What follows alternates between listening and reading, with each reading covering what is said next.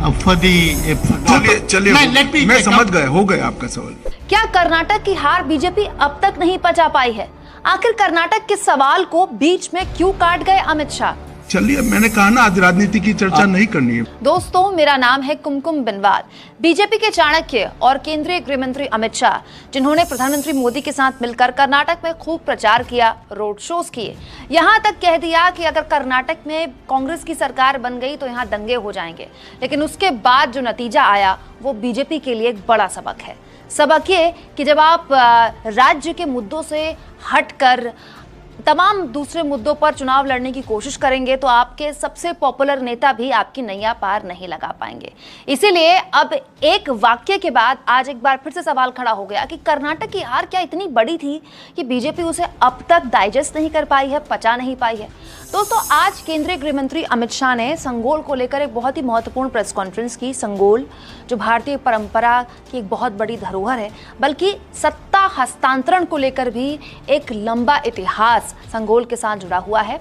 ये जानकारी अमित शाह लेकर आए मीडिया के आगे कि अब इस संगोल को हम नई संसद में प्रस्थापित करेंगे, नई संसद में इसे सुरक्षित तौर पर रखा जाएगा। हालांकि प्रेस कॉन्फ्रेंस की शुरुआत में ही अमित शाह ने कह दिया था कि इस प्रेस कॉन्फ्रेंस में राजनीति की कोई बात नहीं होगी। पत्रकारों से मुस्कुराते हुए उन्होंने ये भी कहा कि मैं तो आपसे मिलता रहता हूँ, राजनीति की बात फिर कभी कर लेंगे। मैं नहीं चाहता कि कोई राजनीतिक बात आज के महत्वपूर्ण प्रसंग में आए। लेकिन तभी उस प्रेस कॉन्फ्रेंस में एक पत्रकार द्वारा पूछा गया पहला सवाल ही अमित शाह को बीच में काटना पड़ गया। दोस्तों, संगोल को लेकर जो प्रेस कॉन्फ्रेंस अमित शाह कर रहे थे, उसी बीच दक्षिण भारत के एक पत्रकार वहां पर मौजूद थे और पहला सवाल ही उनसे लिया गया। और दक्षिण भारत के इस पत्रकार ने अमित शाह को बताया कि संगोल न केवल भारतीय परंपरा में सत्ता हस्तांतरण का एक महत्वपूर्ण हिस्सा माना गया है, हमारी परंपरा का हिस्सा है, बल्कि संगोल बताता है कि एक राजा को कैसे राज भी करना चाहिए। संगोल इसका भी प्रतीक है। जैसा कि दक्षिण भारत के लोगों ने बीजेपी के लिए दरवाजे बंद कर दिए।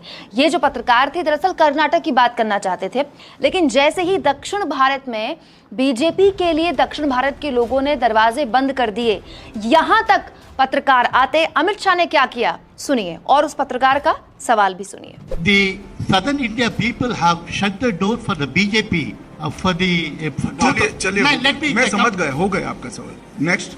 वहां पर अमित शाह ने उन्हें तुरंत बीच में टोक दिया और कह दिया कि पहले ही हमने कहा था कि हमें राजनीति पर बात नहीं करनी है, अगला सवाल।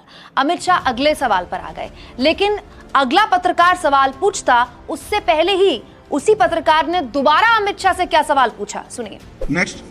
और सर, आपका कोई रिएक्शन नहीं है क्या सर?